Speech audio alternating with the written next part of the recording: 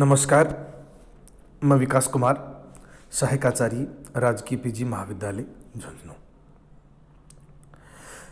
पिछले अध्याय में हमने पढ़ा था भारत में रेल तंत्र के विकास का इतिहास और भारतीय रेल तंत्र को प्रभावित करने वाले कारक एवं उनका वितरण। आज के इस टॉपिक में हम पढ़ेंगे भारत में रेल का महत्व। निश्चित रूप से जिस देश के रेल तंत्र का विकास होता है वहाँ आर्थिक विकास अपने चरम सीमा पर होता है। अगर किसी देश के रेल तंत्र का विकास अपनी शैशवावस्था में है, निस्संदेह उस देश की अर्थव्यवस्था या आर्थिक विकास का जो चरण है वह भी शैशवावस्था में होगा। इसी कड़ी में हम आज भारत में रेलवे के महत्व को इंगित करेंगे। रेलवे भारत का सबसे बड़ा प्रतिष्ठान है सार्वजनिक क्षेत्र का, और इसके जो महत्व हैं उनको हम यहाँ इंगित कर रहे हैं।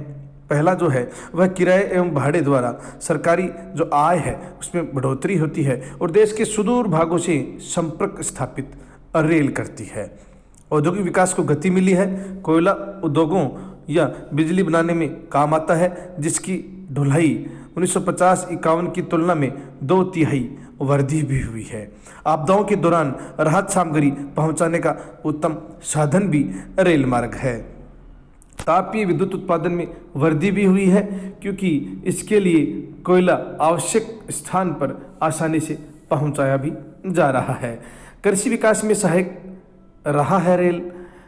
कृषि उपजों की आपूर्ति और उर्वरकों की ढुलाई स्वतंत्रता के बाद लगभग 2 गुना हो गई है। अन्य कच्चा माल और सामान की ढुलाई भी सरलता से हो रही है, जैसे पेट्रोलियम एवं सीमेंट।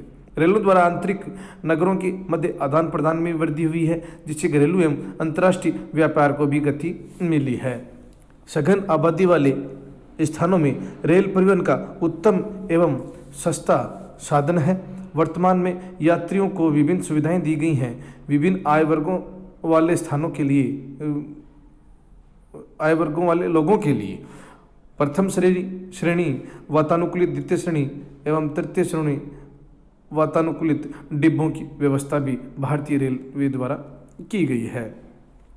भारतीय रेल तंत्र विश्व के प्रमुख रेल परिवहनों में से एक है, जिससे देश के समग्र विकास को गति दी है। ये हम जानते हैं कि विश्व भर में जहां भारत का रेल तंत्र के मामले में तृतीय स्थान है, वहीं एशिया महाद्वीप में भारतीय रेल तंत्र सबसे सुदृढ़ है। फिर भी कुछ समस्याएं आज भी रेल तंत्र की हैं, जिसमें प्रमुख हैं पटरी व्यवस्था का वितरण, लाइन एवं पुलों का काफ़ी पुराना होना है। इससे रेल के आधुनिकीकरण की समस्या आती है। 3 गेज की पटरी होने पर लंबी दूरी तक माल ले जाने के लिए एक मालगाड़ी से दूसरी में माल लादना एवं उतारना पड़ता है। भारत में केवल 15,000 किलोमीटर लंबा रेल मार्ग ही दोहरा है, जो कि रेलगाड़ियों की संख्या और उनकी स्पीड या गति को प्रभावित करता है। रेल मार्गों का दोहरा करने और विद्युतीकरण करने में भी आर्थिक संसाधनों की कमी महसूस होती है।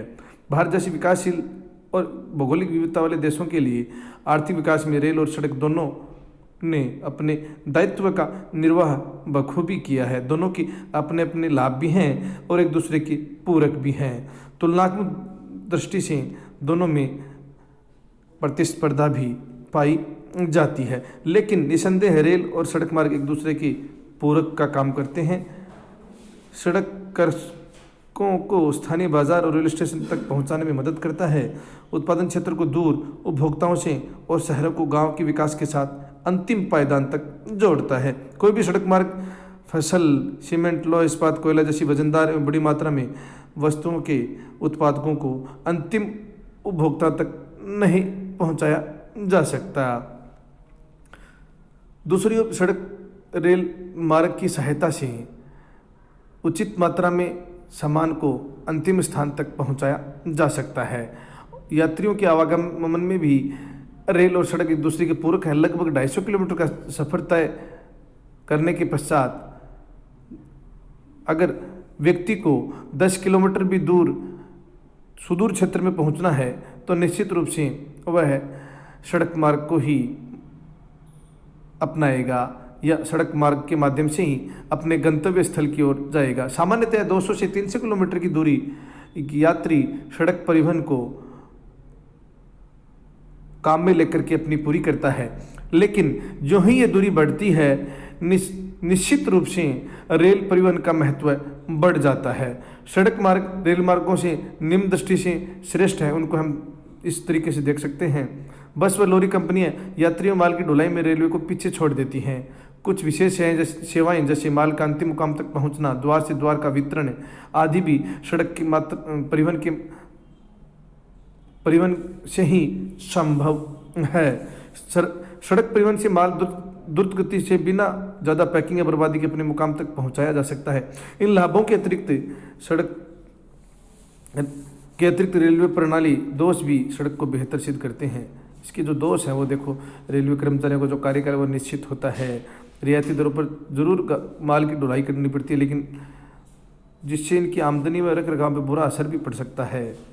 सार्वजनिक रूप से उपयोगी वस्तुओं का भार रेल पर होता है, जिससे काफ़ी हानि होती है। पहाड़ी या दुर्गम क्षेत्रों में रेल पटरियों का अभाव होता है आदि कुछ इसकी प्रणाली की जो दोष हैं वो निश्चित रूप से सड़क परिवहन को एक पूरक परिवहन के रूप में स्वीकार करती हैं, और यही एक दूसरे के साथ संभावनाओं को जोड़कर सड़क और रेल परिवहन को अगर एक दूसरे के पूरक के साथ रखकर और आर्थिक विकास में अगर संभावनाओं का दौर देखा जाए तो निस्संदेह है उन संभावनाओं को हम आगे एक आर्थिक विकास में जोड़ सकते हैं। इन्हीं बातों के मद्देनजर मसानी समिति ने अपनी सिफारिश में आर्थिक विकास के लिए सड़क मार्ग को रेलवे से बेहतर माना था। संप्रति रेल सड़क समन्वय की अवधारणा वर्तमान संदर्भ में जोर पकड़ रही है। आज के लिए इतना ही, कल नए अध्याय के साथ मिलते हैं। धन्यवाद।